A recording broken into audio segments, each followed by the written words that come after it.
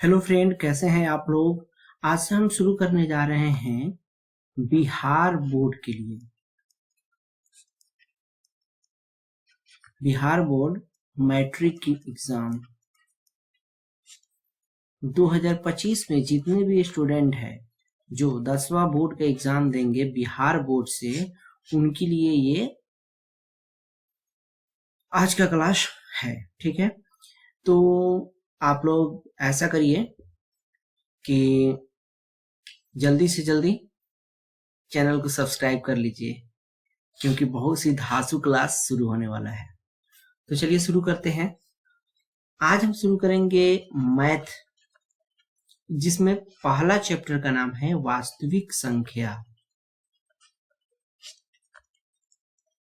ठीक है, 1.1 एक्सरसाइज। ठीक है, एक्सरसाइज 1.1 पहला क्वेश्चन बोल रहा है कि यूक्लिड विभाजन एल्गोरिथम का यूज करना है। यूक्लिड विभाजन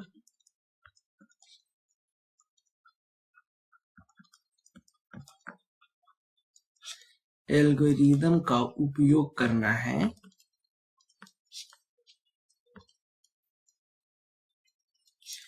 एचसीएफ निकालने के लिए। ठीक है, तो एक नंबर में क्वेश्चन है आपका 135 और 225 का एचसीएफ निकालना है। देखिए, आपको एग्जाम में सॉल्यूशन देना है। ठीक है, सबसे आसान तरीका क्या है कि आप एक रफ में इसको भाग विधि से एचसीएफ निकाल लीजिए। इसके लिए क्या करेंगे, 135 से 225 में आप भाग दे दीजिए। 1 टाइम्स आएगा 135, माइनस करेंगे यहाँ से तो 0, 12 में से 3 गया 9, ये खत्म। फिर 135 यहाँ आएगा, फिर 90 से देंगे 1 टाइम्स, ये 5 आएगा और यहाँ पे 4 आएगा। फिर यहाँ करके 90 लाएंगे तो 45 दूनी 90 होता है। अब शेषफल 0 आ गया, तो इसका एचसीएफ कितना आया 45। अब हम यहाँ पे सॉल्यूशन आसानी से लिख देंगे। सॉल्यूशन लिखेंगे यूक्लिड विभाजन एल्गोरिथम के अनुसार। ठीक है, लिखेंगे कि यूक्लिड प्रमेयिका का प्रयोग करने पर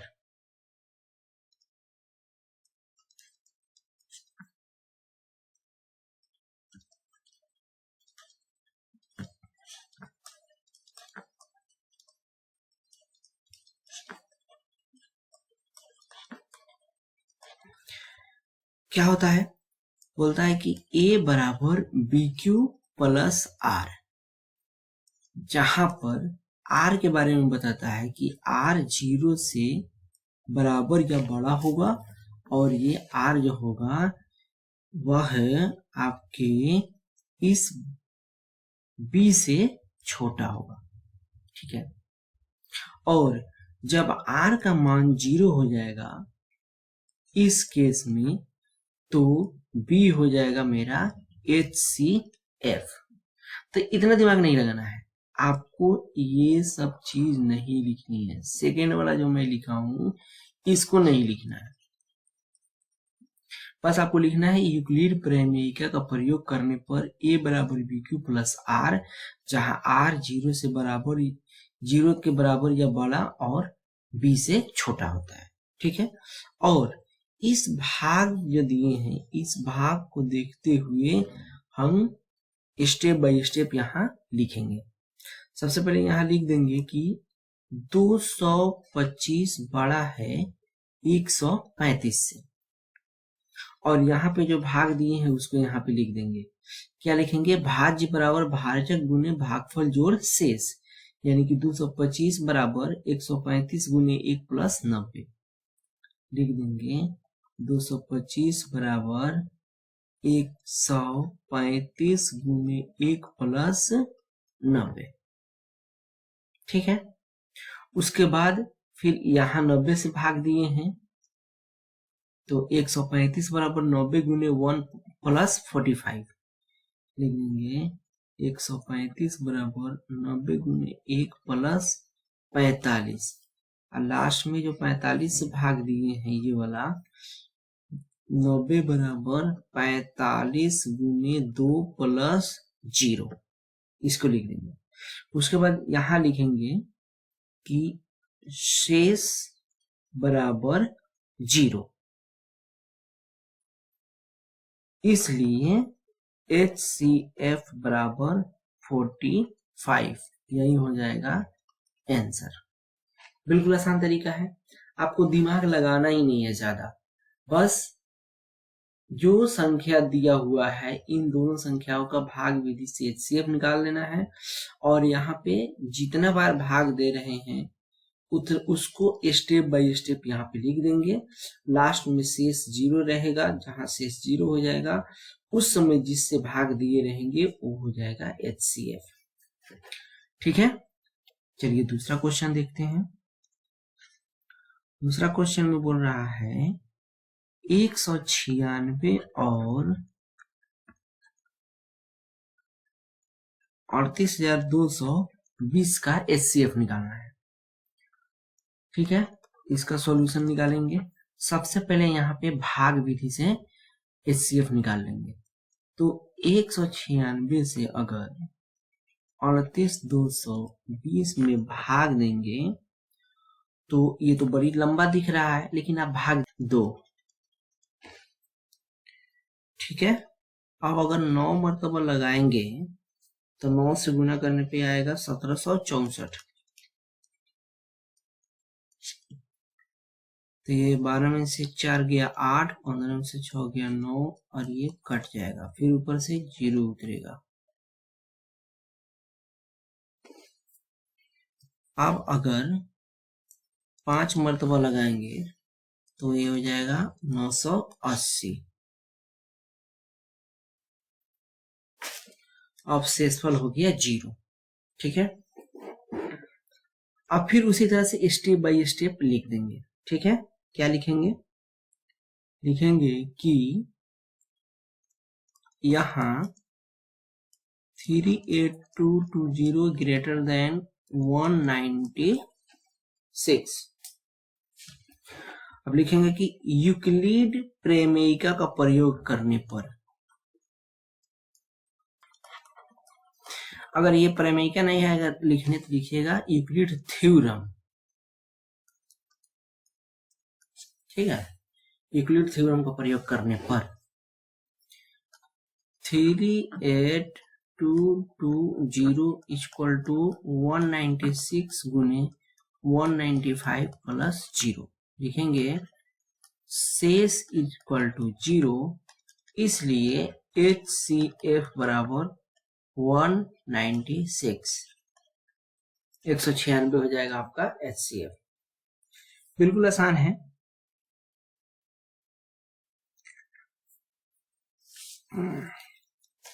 अगला क्वेश्चन देखते हैं।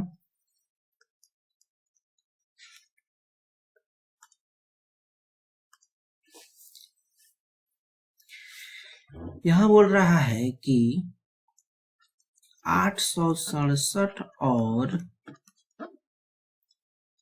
255 का HCF निकालना है। तो भाग विधि पहले से निकाल लीजिए। 225 कि 255 है, 255 है।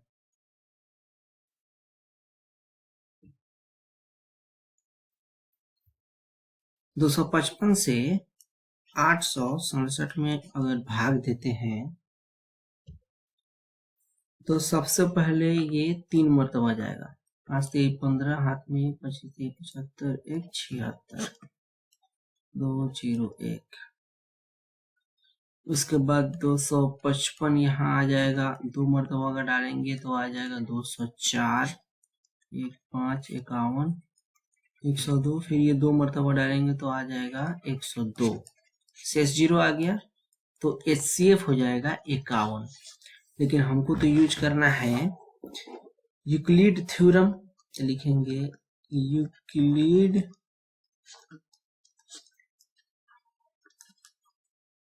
थ्योरम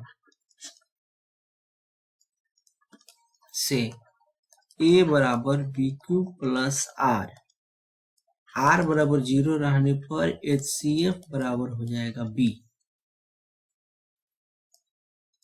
यहाँ पर क्या है, 867 बड़ा है 255 से, इसलिए अब यहाँ जो भाग दिए हैं इसको पहला भाग को हम यहाँ लिख देंगे 867 इज इक्वल टू 255 गुणे 3 प्लस 102। फिर दूसरा स्टेप जो भाग दिए हैं ये वाला, ये दूसरा स्टेप लिख देंगे 255 बराबर 102 गुणे 2 प्लस 51। उसके बाद तीसरा वाला लिख देंगे 102 बराबर 51 गुणे 2 प्लस 0। अब लिखेंगे शेष इक्वल टू 0, इसलिए HCF बराबर ये 51, ये हो जाएगा आंसर। ठीक है, ज्यादा दिमाग नहीं लगाना है आपको, बस जैसा बताया हूं वैसा ही आपको लिख देना है। प्रश्न नंबर 2 बोल रहा है दर्शाइए कि कोई भी धनात्मक विषम पूर्णांक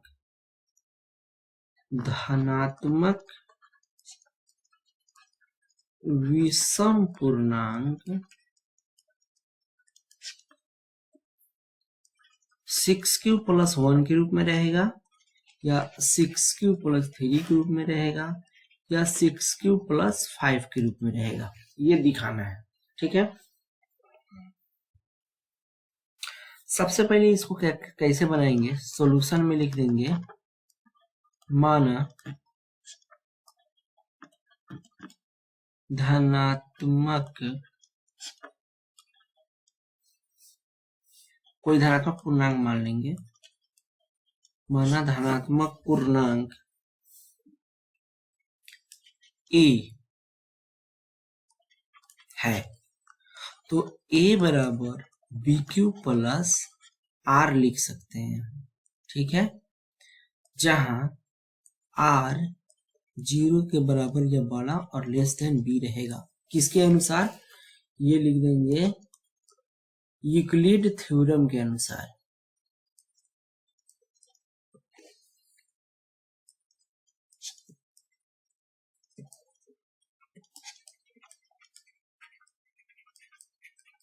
ये लिख देंगे। ठीक है, अब क्वेश्चन में 6 क्यों ले रहा है ना, तो मान लेंगे कि a बराबर है 6Q प्लस R। ठीक है, अब चूंकि यहाँ पे 6 है तो R का वैल्यू क्या है, R का वैल्यू 0 से बड़ा या बराबर और लेस देन 6 होगा, क्योंकि B का वैल्यू 6 मान लिए हैं। अच्छा, एक बात मन में आएगा आपका कि यहाँ पे 6 को क्यों माना गया है, तो क्वेश्चन में ही दिया हुआ है 6Q 6Q 6Q, इसलिए B का वैल्यू हम 6 मान लिए हैं।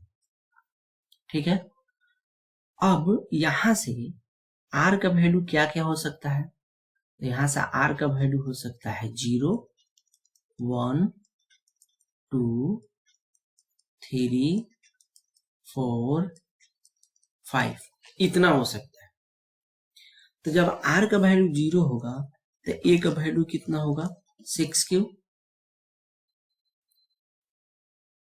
इस तरह से इसके लिए, अच्छा, A बराबर 6Q प्लस 1 जब R 1 होगा, A बराबर 6Q प्लस 2 R 2 रहने पे, A बराबर 6Q प्लस 3 R 3 रहने पे, A बराबर 6Q प्लस 4 R 4 रहने पे, और A बराबर 6Q प्लस 5 R 5 रहने पे। अब बोल रहा है कि कोई भी धनात्मक विषम पूर्णांक, विषम पूर्णांक के बारे में बोल रहा है। तो देखिए, विषम पूर्णांक होने के लिए शर्त ये है कि उसमें 2 से भाग नहीं लगना चाहिए, 2 से भाग नहीं लगना चाहिए। तो देखिए, पहले वाला में तो 2 से भाग लग जाएगा, तो ये विषम पूर्णांक नहीं होगा। दूसरे वाले में 2 से भाग नहीं लगेगा, तो ये विषम पूर्णांक है। इसमें देखेंगे कि देखिए ये 6Q प्लस 2 है, अगर इसमें हम 2 से भाग देंगे, देखिए 6³ + 2 है, अगर इसमें 2 से हम भाग देंगे तो ये 6 भी और 2 भी, दोनों 2 से कट जा रहा है। ये आपको समझ में नहीं आ रहा है? देखिए बिल्कुल आसान है।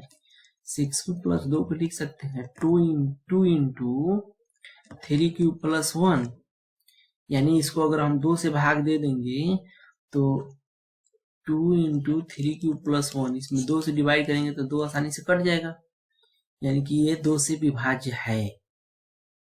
तो जब ये 2 से विभाज्य है तो ये विषम पूर्णांक होगा कि सम होगा? ये सम होगा, ये विषम पूर्णांक नहीं है। उसी तरह से इसको देखेंगे, a = 6³ + 4, इसमें भी 2 से भाग लग जाएगा तो ये भी विषम पूर्णांक नहीं है। लेकिन अगर इसको देखेंगे 6³ + 3, तो इसमें 2 से भाग नहीं लगेगा तो ये विषम पूर्णांक है। और ये देखेंगे 6³ + 5, इसमें भी 2 से भाग नहीं लगेगा तो ये भी विषम पूर्णांक है। तो यहाँ लिख देंगे, क्या लिखेंगे? लिखेंगे चूंकि 6³ नहीं, पहले 6³ के बारे में, 6³ + 2, 6³ + 4 सम पूर्णांक है।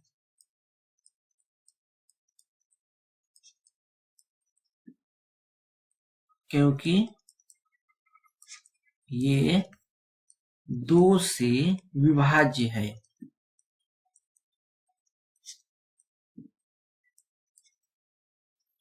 इस और 6³ + 1, 6³ + 3 एंड 6³ + 5 2 से विभाज्य नहीं है।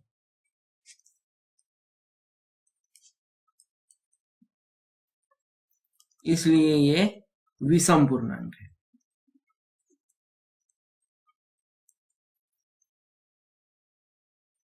तो इससे सिद्ध हो गया कि कोई भी विषम धनात्मक पूर्णांक जो है वह 6³ + 1 के रूप में रहेगा, या 6³ + 3 के रूप में रहेगा, या 6³ + 5 के रूप में रहेगा। यहाँ लिख देंगे, एक लाइन और यहाँ लिख देंगे, एक लाइन लास्ट में लिख देंगे। अतः यह सिद्ध होता है कि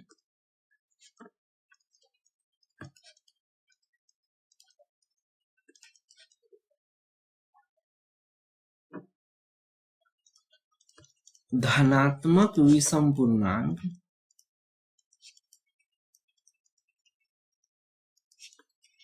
(6³ + 1, 6³ + 3 या 6³ + 5 के रूप में होता है। और यहाँ पे लिख देंगे प्रूफ। हो गया आंसर आपका, बिल्कुल आसान है। अगला क्वेश्चन देखिए अपनी किताब में।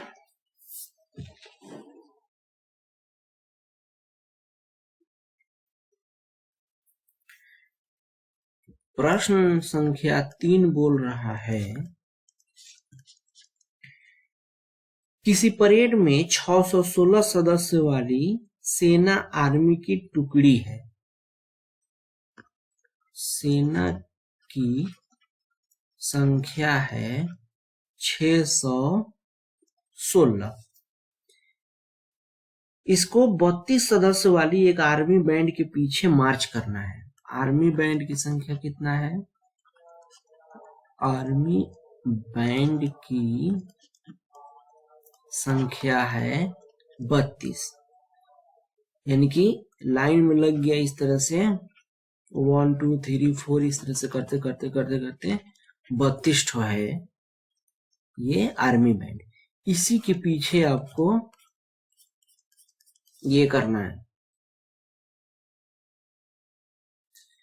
सेना के सदस्यों को खड़ा होना है। लेकिन कंडीशन ये है कि इस तरह से खड़ा नहीं होना है।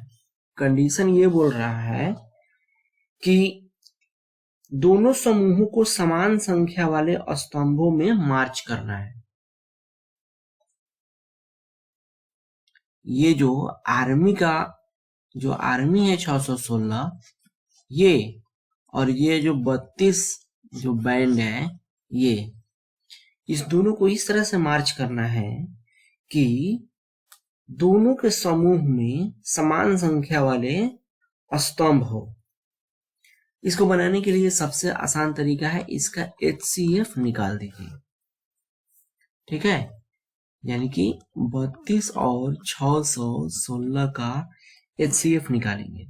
भाग देते हैं, एक मर्तबा भाग देंगे तो ये 32 आएगा, 11 में से 2 गया 9, ये 5 में से 3 गया तो 29, फिर 6 आ जाएगा। फिर अगर 9 मर्तबा लगाएंगे, 9 दूना 18, हाथ में 1, 9 3 27, 1 28, शेषफल कितना आ जाएगा, 16 में से 8 गया 8, ये खत्म हो जाएगा। फिर भाग, हमको HCF निकालना है ना, तो शेष 8 हो गया। अब यहाँ पे 32 लिख के ये कर देंगे, 8 चौके 32, शेष 0 हो गया, यानी कि HCF हो गया 32। 32 नहीं यार, HCF हो गया 8।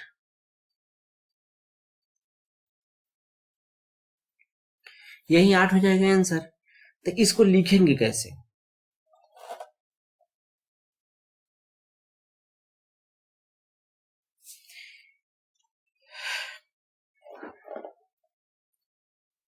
यहाँ लिखेंगे, ये काट देते हैं, लिखेंगे कि 616 और 32 का HCF निकालना है। लिखेंगे कि यूक्लिड प्रमेय का प्रयोग करने पर, यूक्लिड थ्योरम का प्रयोग करने पर क्या होगा? लिखेंगे कि 616 बड़ा है 32 से, इसलिए 616 बराबर जो पहला भाग दिए हैं ये वाला, इसको लिख देंगे 32 गुने 19 प्लस 8। फिर लिख देंगे यहाँ पे 32 बराबर 8 गुने 4 प्लस 0, ठीक है। अब लिखेंगे कि यहाँ शेष बराबर 0 है, इसलिए HCF बराबर हो जाएगा 8। और लिख देंगे आगे जो क्वेश्चन में पूछ रहा है उसको समरी बना के लिख देंगे। अतः प्रत्येक स्तंभ में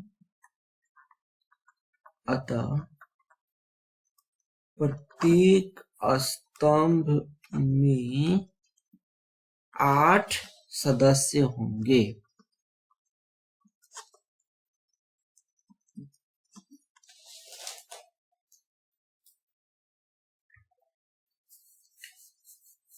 अगला क्वेश्चन देखते हैं।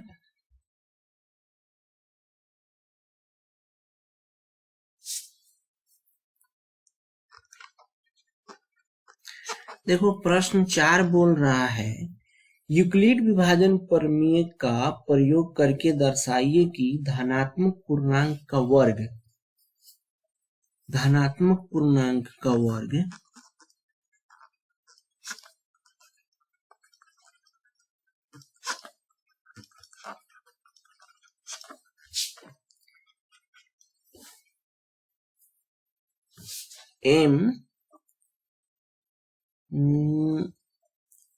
M3M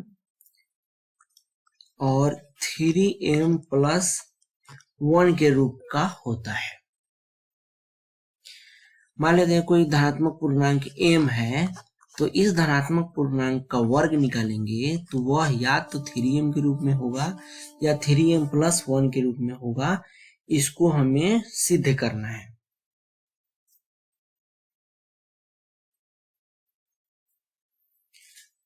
ठीक है, ओके।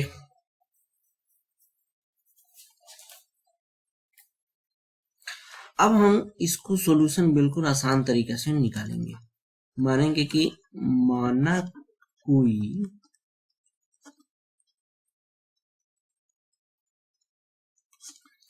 धनात्मक पूर्णांक x है, ठीक है। अब यूक्लिड विभाजन एल्गोरिथम से लिखेंगे x बराबर BQ प्लस R। x नहीं मान लो ना, a मान लो, काहे के लिए कंफ्यूजन हो तुमको, a मान लो, माना कोई धनात्मक पूर्णांक a है तो a बराबर BQ प्लस R, जहां R का वैल्यू होगा 0 के बराबर या बड़ा और b से छोटा। अब यहाँ पे 3m बोल रहा है, 3m प्लस 1 बोल रहा है, इसलिए b का वैल्यू हम 3 मान लेंगे, ठीक है। a बराबर 3q प्लस R माना b बराबर 3, ठीक है। अब इस R का वैल्यू अब क्या होगा, अगर b बराबर 3 लिखेंगे तो R का वैल्यू हो जाएगा क्या, R का वैल्यू हो जाएगा, यहाँ पे लिख देंगे, इसलिए R का मान ऐसे तीर लिख देंगे 0 से बराबर या बड़ा और तुम्हारा 3 से छोटा, यानी कि R का वैल्यू हो जाएगा एक बार 0, एक बार R का वैल्यू 1 हो सकता है या R का वैल्यू 2 हो सकता है, 0 1 2 हो सकता है, ठीक है। तो जब R 0 होगा तो A क्या होगा, R 0 रहने पर A बराबर 3Q, ठीक है। अच्छा, R बराबर 1 रहने पर A बराबर 3Q प्लस 1 और A बराबर 3Q प्लस 2, R बराबर 2 रहने पर, ठीक है। इस तरह से मैं ये दिखा दिया, ये तुमको चिन्ह नहीं पढ़ना है, बस मैं दिखा दिया हूं कि ये इसके लिए है, ये इसके लिए है। तो यहाँ पे ये कोमा दे देना, लिख देना यहाँ पे जब R बराबर 0, यहाँ लिख देना जब R बराबर 1, इस तरह के लिख देना जब R बराबर 2, ठीक है। ये चीज कर सकता है तुम। अब बोल रहा है कि हमको वर्ग निकालना है, धनात्मक पूर्णांक का वर्ग निकालना है, तो सबसे पहले a बराबर 3q के लिए वर्ग निकालेंगे। अच्छा, इसको समीकरण 1 मान लो, ठीक है, इसको समीकरण 1 मान लो, समीकरण 2 मान लो, इसको समीकरण 3 मान लो। समीकरण 1 से यहां लिखेंगे समीकरण 1 से a बराबर 3q, अब दोनों तरफ वर्ग करने पर, दोनों तरफ वर्ग करने पर क्या होगा, a को वर्ग कर दो, 3q को वर्ग कर दो, वर्ग करेंगे तो a स्क्वायर आ जाएगा और यहाँ पे क्या आ जाएगा, 3 3 9 q स्क्वायर आ जाएगा, ठीक है, 9 q स्क्वायर आ जाएगा। यहाँ पे क्या आया मेरे पास, a स्क्वायर बराबर आया 9q स्क्वायर। एक चीज जान लो, ये जो मेरा 9q स्क्वायर है इसको हम 3 इंटू 3q स्क्वायर लिख सकते हैं, और 3 बराबर ये जो 3q स्क्वायर है इसको मान लो m, ठीक है। तो ये हो जाएगा a बराबर 3m, यहां पे लिख देंगे जहां m बराबर 3q स्क्वायर। तो पहला प्रूफ हो गया मेरा कि वर्ग क्या हो जाएगा, 3m के रूप में है, यहाँ पे आ गया 3m के रूप में। अब समीकरण 2 से काम लेंगे, समीकरण 2 क्या है, a बराबर 3q प्लस 1, समीकरण 2 से a बराबर 3q प्लस 1 है, ठीक है। अब दोनों तरफ वर्क करो, इसको भी दोनों तरफ वर्ग करने पर,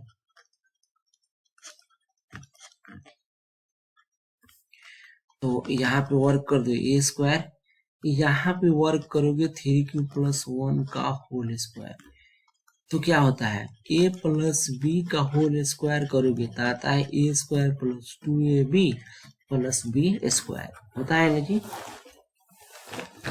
तो यहाँ पर भी वही लिखेंगे, यहाँ पे a स्क्वायर बराबर इसको लिखेंगे तो थ्री क्यू का square plus 2 into three Q into 1 plus 1 का स्क्वायर।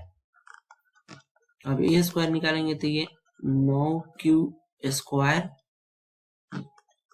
यहाँ हो जाएगा 3 दूना 6 क्यू प्लस 1।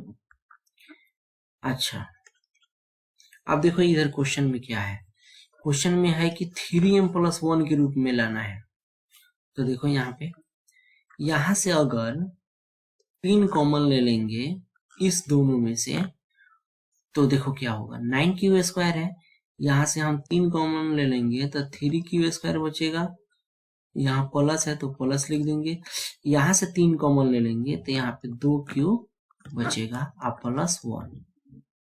अब क्या लेंगे कि माना 3 क्यू स्क्वायर प्लस 2 क्यू बराबर m, इतना बराबर m मान लेंगे तो a स्क्वायर बराबर क्या हो जाएगा 3, और इतना की जगह पे हो जाएगा a नहीं, इतना की जगह पे हो जाएगा m, तो हो जाएगा 3m प्लस 1। देखो आ गया, वर्ग आ गया 3m प्लस 1 के रूप में। अब फिर समीकरण 3 पे चलेंगे। समीकरण 3 क्या है, a बराबर 3q प्लस 2 है। लिखेंगे यहाँ पे समीकरण 3 से a बराबर 3q प्लस 2 है। अब दोनों तरफ वर्क करने पर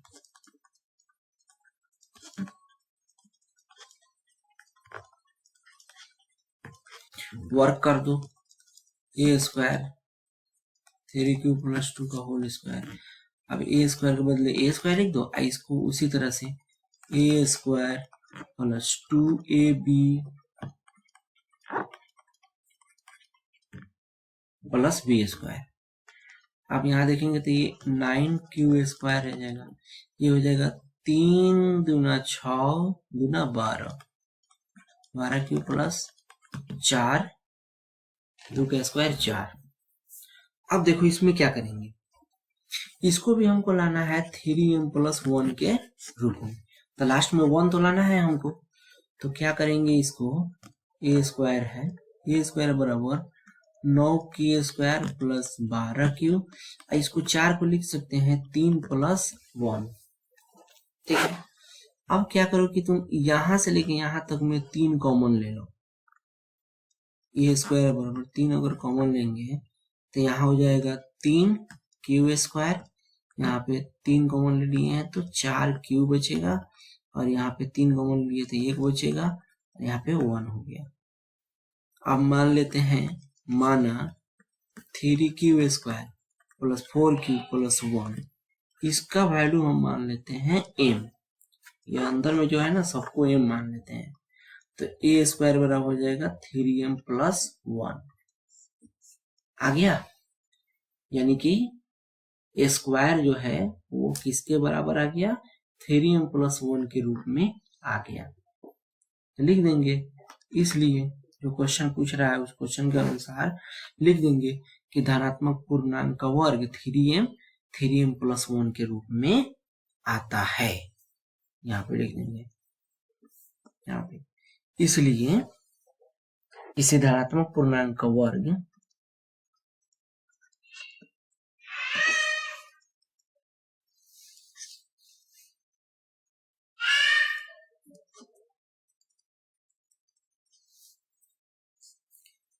m के लिए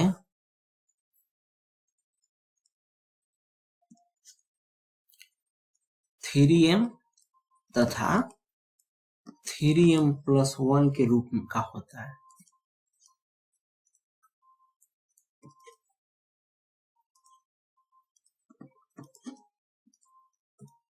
अब प्रूफ लिख देंगे। ठीक है, चलिए अगला क्वेश्चन देखते हैं, इस एक्सरसाइज का लास्ट क्वेश्चन।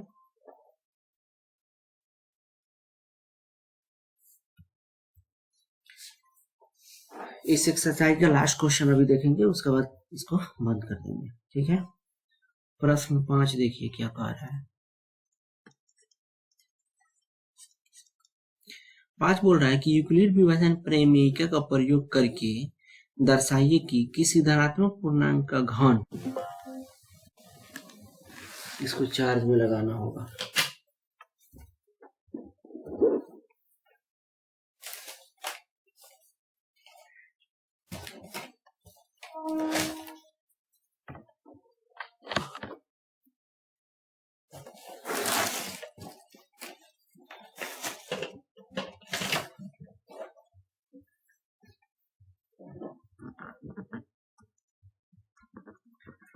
किसी धनात्मक पूर्णांक का घन 9m प्लस 1 या 9m प्लस 8 के रूप का होता है। सेम इसके पहले जो क्वेश्चन बनाया था उसी तरह से हम बनाएंगे, ठीक है। मान लेंगे सॉल्यूशन में, माना एक कोई धनात्मक पूर्णांक है, तब लिखेंगे यूक्लिड थ्योरम के अनुसार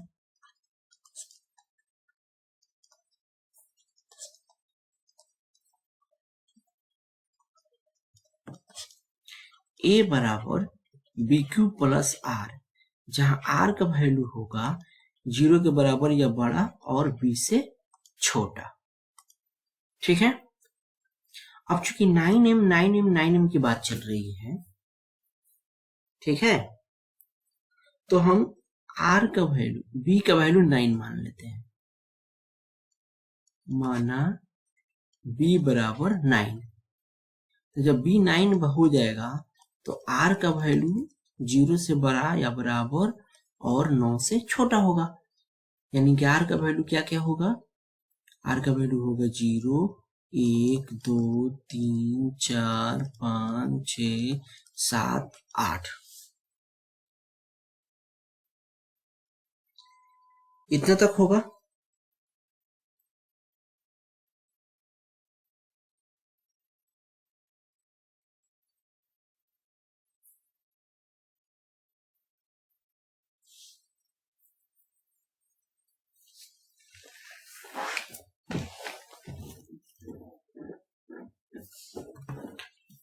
अब देख लो,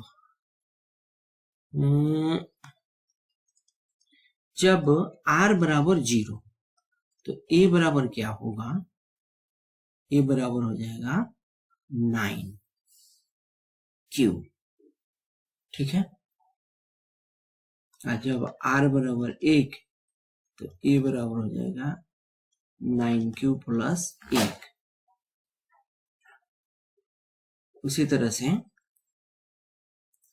जब r बराबर 2 होगा तो a बराबर हो जाएगा 9q प्लस 2, r बराबर 3 रहने पे a बराबर हो जाएगा 9q प्लस 3, 4 रहने पे a बराबर हो जाएगा 9q प्लस 4, 5 रहने पे a बराबर हो जाएगा 9q प्लस 5।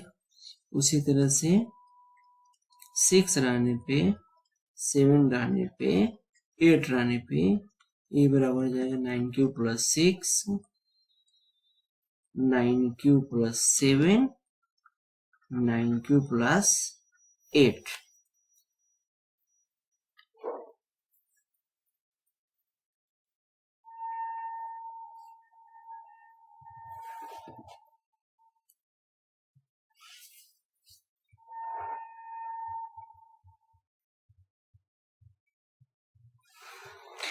अच्छा, इसके पहले जो हम लोग क्वेश्चन पढ़े हैं उसमें हम लोग क्या पढ़े हैं, किसी धनात्मक पूर्णांक का वर्ग m के रूप में रहेगा या 3m के रूप में रहेगा या 3m प्लस 1 के रूप में रहेगा।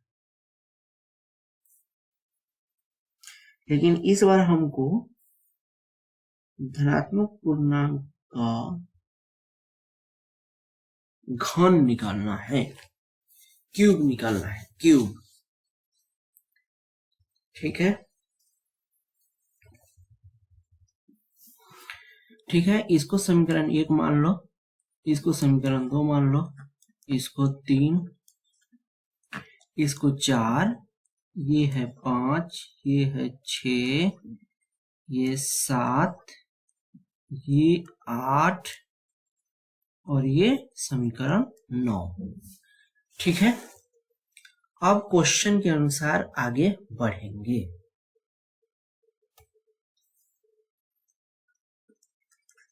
समीकरण 1 से a बराबर क्या लिए हैं, 9q। अब हम घन करना है तो लिखेंगे दोनों तरफ घन करने पर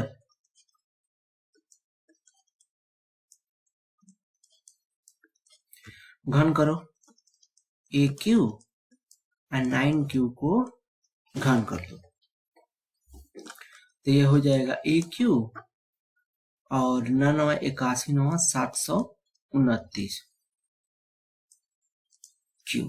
ठीक है, अब क्वेश्चन क्या बोल रहा था, क्वेश्चन बोल रहा है कि इसको काटो, इसका कोई मतलब नहीं है, 9m के रूप में रहेगा या 9m + 1 के रूप में या 9m + 8 के रूप में रहेगा। तो यहां देखो, यहाँ पे 9m के रूप में आ रहा है। कैसे, ये जो 729 है इसको हम लिख सकते हैं 9 × 81 Q⁴, यानी कि AQ बराबर लिख देंगे 9 × 81 Q⁴। अब मान लेंगे, माना 81 Q⁴ बराबर m, तो AQ बराबर हो जाएगा 9m। यानी कि ये सिद्ध हो गया कि घन 9m के रूप में आएगा। अगला समीकरण 2 लेते हैं, यहां लिखते हैं समीकरण 2 से a बराबर 9q + 1 है, दोनों तरफ घन करने पर।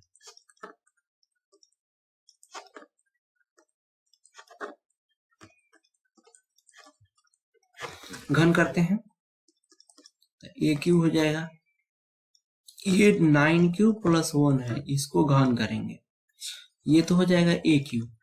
और यहाँ पे a + b को जब घन लिखते हैं तो होता है AQ + 3a² b + 3ab² + bq। तो उसी तरह से यहाँ पे फॉर्मूला लिखेंगे, 9q के लिए लिख देंगे 9q का क्यूब, AQ + 3a² b, यानी कि 9q का स्क्वायर × 1 + 3ab², ये है 9q और b² यानी 1 का स्क्वायर प्लस bq यानी कि 1 का क्यूब। ठीक है, यहाँ पे AQ बराबर लिख देंगे, यहाँ पे लिखेंगे तो आ जाएगा 9 का क्यूब 729 Q⁴, यहाँ पे 9 9 81 × 3, 3 8 3 24 243 Q²। यहाँ पे करेंगे तो ये हो जाएगा 9 3 27 Q + 1। अच्छा, ये देखो, यहाँ से लेके यहाँ तक में हम 9 कॉमन ले सकते हैं। 9 कॉमन अगर लेंगे हम तो यहाँ पे हो जाएगा 81 Q⁴, इसमें से 9 कॉमन ले लेंगे तो कितना हो जाएगा, 9 3 27 27 Q², यहाँ पे 9, इसमें 9 कॉमन ले लेंगे तो 9 3 27 3 Q + 1। अब मान लेंगे, माना ये जो कोष्ठ है ना, कोष्ठ में है 81 Q⁴, 27 Q² + 3Q, इसका वैल्यू मान लेंगे m है, तो a⁴ बराबर हो जाएगा 9m + 1। ठीक, तो क्वेश्चन में जो बोल रहा था उस फॉर्म में आ ही गया। क्वेश्चन में बोल रहा है कि 9m+1 के रूप में रहेगा, और हम यहाँ पे देखा कि 9m+1 के रूप में आ गया। अब समीकरण 2 हो गया। अब समीकरण 3 को लेंगे। समीकरण 3 से 3 में है a बराबर 9q+2। ठीक है, इसमें भी दोनों तरफ वर्क करने पर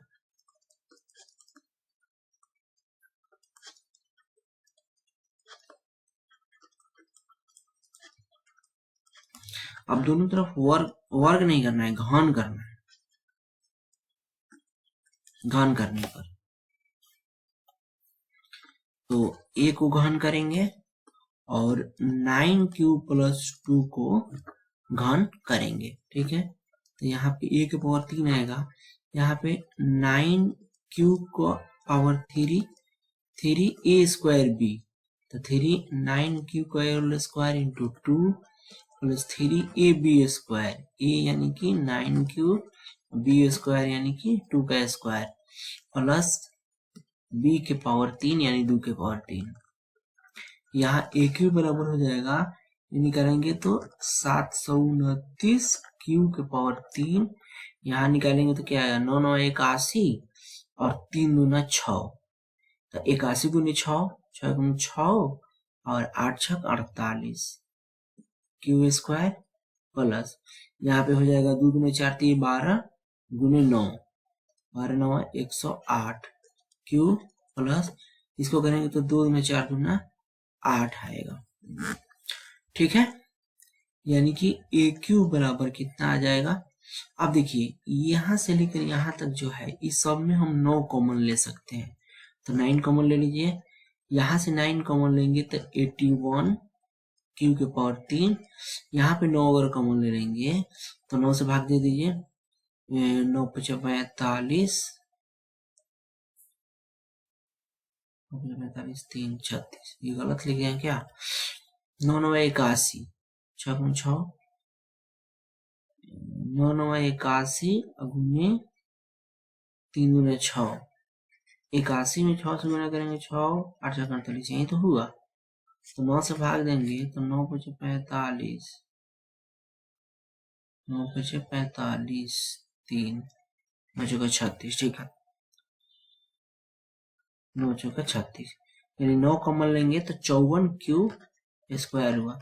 इसमें से 9 कॉमन ले लेंगे तो हो जाएगा 2 4 3 12q, यहाँ पे 8। अब मान लेंगे, माना 81 q के power 3 plus 54q² plus 12q बराबर m, इसलिए AQ बराबर हो जाएगा 9m + 8। देखिए आ गया ना, 9m + 8 के रूप में। क्वेश्चन में भी वही बोल रहा है कि 9m + 8 के रूप में। भाई ये क्यों आ गया,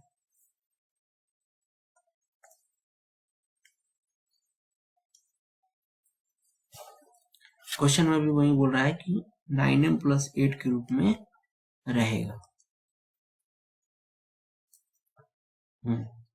9m + 8 के रूप में रहेगा। ठीक है, ये तो बढ़िया है, मिट के आने वाला आ जाएगा इससे। ठीक है, 9m + 8 के रूप में रहेगा। आ गया, तो हमने समीकरण 1 में देख लिया, समीकरण 2 को देख लिया, समीकरण 3 को देख लिया। ठीक है, समीकरण 1 में पाया कि ये 9m के रूप में रहेगा, समीकरण 2 में पाया कि ये 9m + 1 के रूप में रहेगा, समीकरण 3 में पाया कि ये 9m + 8 के रूप में रहेगा। समीकरण 4 में अगर देखेंगे तो एक चीज देखिए, समीकरण 4 में क्या है, 9q + 3 है। देखिए यहाँ पे समीकरण 4 को मैं यहाँ पे समझाने की कोशिश कर रहा हूं। समीकरण 4 में है a बराबर 9q + 3। अब AQ + BQ अगर a + b का होल क्यू अगर करेंगे तो AQ बराबर आएगा, यहाँ पे समथिंग आएगा, यहाँ पे समथिंग मतलब क्या, 9q का q आएगा उसके बाद दूसरा टर्म आएगा 3a² b 9 का whole square into 3 plus 3ab² यानी कि 9 इंटू 3 का होल स्क्वायर अब प्लस 3 का क्यूब आ गया। अब देखिए ये जो AQ है यहां से लेके यहां तक में हम देख रहे हैं कि 9 कॉमन है, तो 9 कॉमन हो गया यहां से लेके यहां तक। अब प्लस यहाँ पे 3 का क्यूब करेंगे तो 3 3 9 3 27 आया। ठीक है, ठीक है।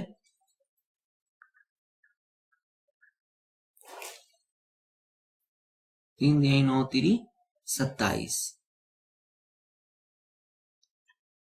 ठीक है, तो इसमें से भी अगर 9 कॉमन ले लेंगे तो 9 अगर सब में से कॉमन ले लेंगे तो ये वाला कॉमन, और इसमें से 9 कॉमन लेंगे तो यहाँ पे 3 हो जाएगा। ठीक है, और 9 3 27 हो गया। ठीक है ना, तो ऐसा करते हैं